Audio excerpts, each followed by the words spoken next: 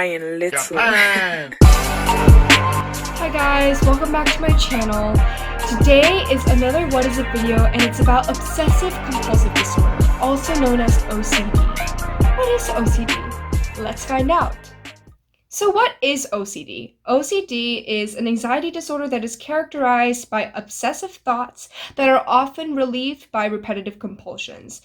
Now, before we go on to the video, I really want to define what obsessions are and what compulsions are. Obsessions are the intrusive thoughts that an individual has, whereas the compulsions are the behaviors or the rituals that the individual undergoes in order to get rid of those obsessive thoughts. For example, a person might have this obsessive thought that someone might be following them.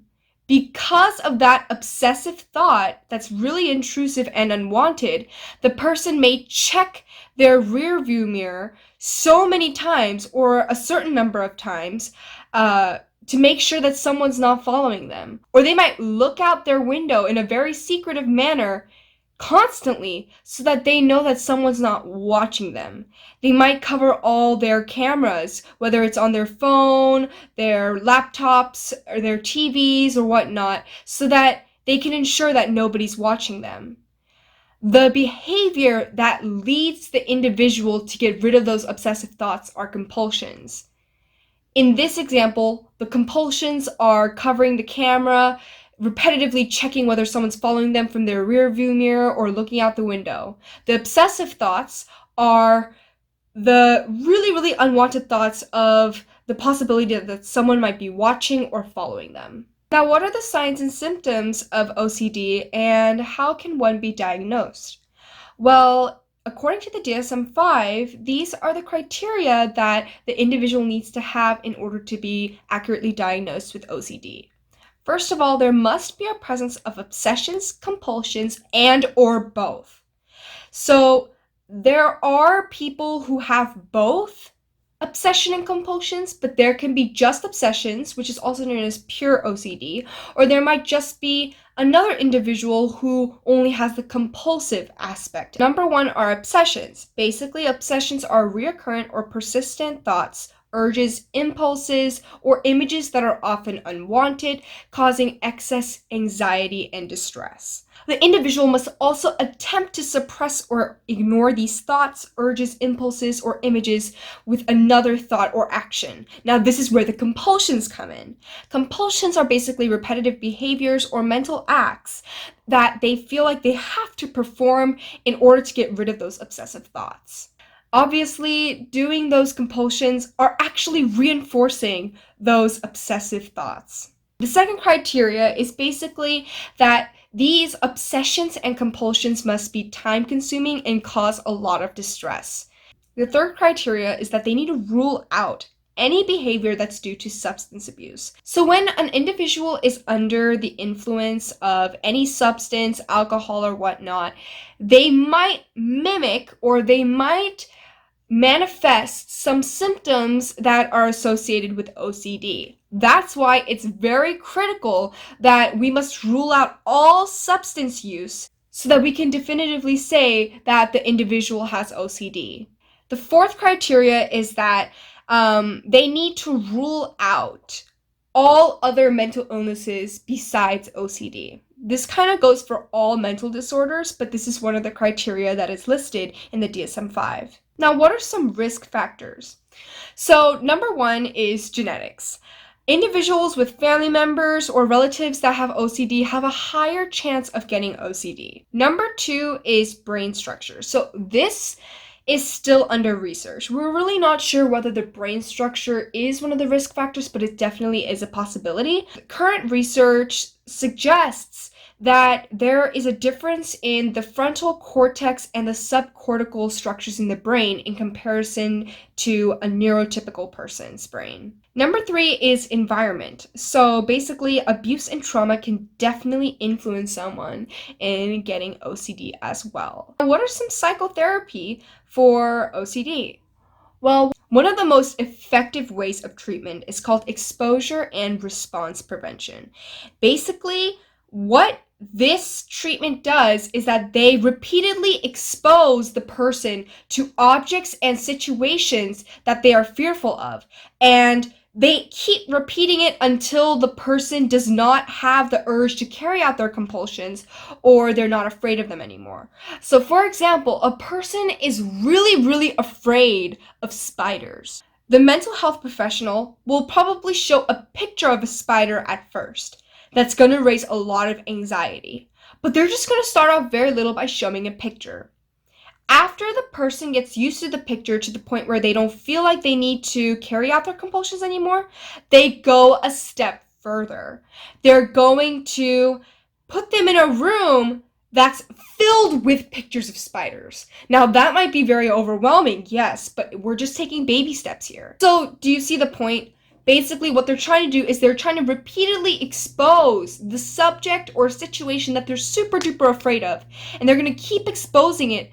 And this form of treatment is basically using a psychological tool called desensitization. Basically, it's to desensitize and it's to decrease the level of anxiety and sensitivity that the person has towards another object or a person or a situation.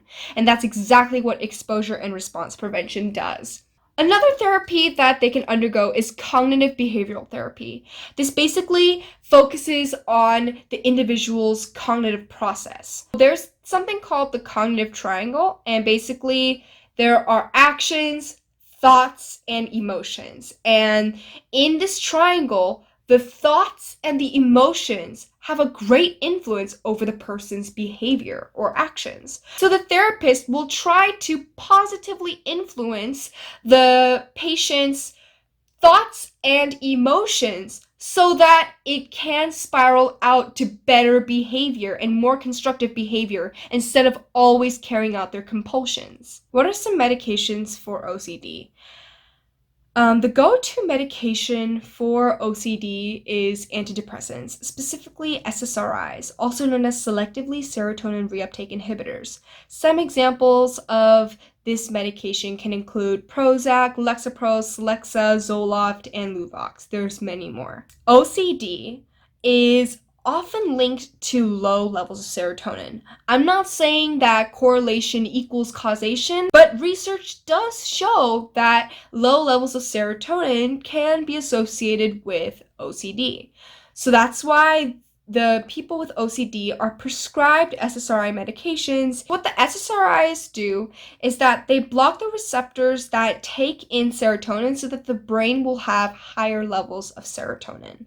Other lines of medication can include SNRI, which is serotonin norepinephrine reuptake inhibitor. This medication kind of works like an SSRI in the sense that it blocks both serotonin and norepinephrine receptors so that there can be higher levels of serotonin and norepinephrine in the brain. Usually, SNRIs are given to people who did not respond that well to SSRIs. So what are some statistics?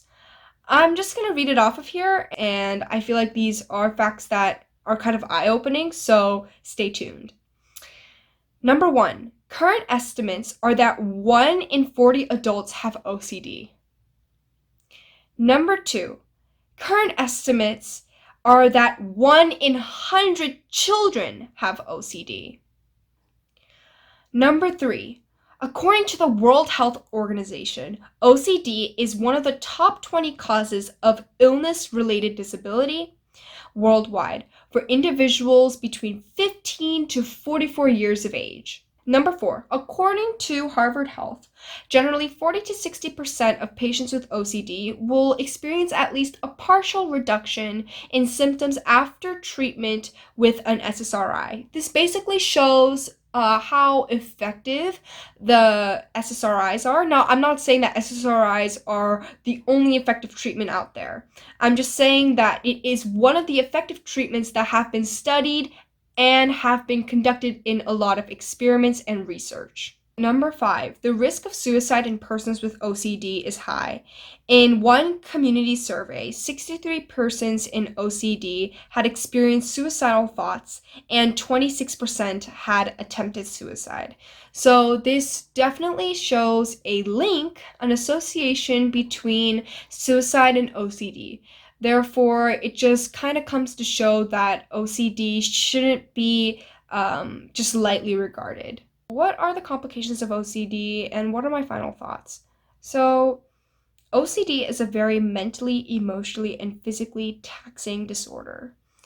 I have personal experience from this as well, and although I am much better, at least the OCD aspect, it was a very arduous journey to heal and to recover. Some of the complications can be suicide, eating disorders, substance disorders, other mental disorders, low quality of life, and the list goes on. The reason why I want to get rid of the stigma so bad is because that stigma is literally the barrier to people getting help that they need.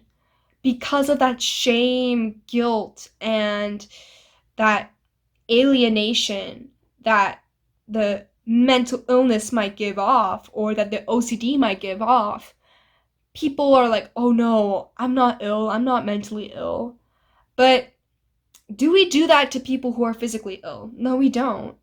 When someone has cancer, we're like, oh my gosh, I'm so sorry, I hope you feel better, I hope you get well soon, and nobody's like, Oh my gosh, you have cancer? Like, nobody ever bashes out on the person with cancer.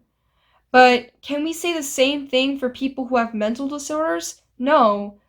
People get taunted and made fun of and picked on because of their mental disorders, because they're somehow different or they're odd.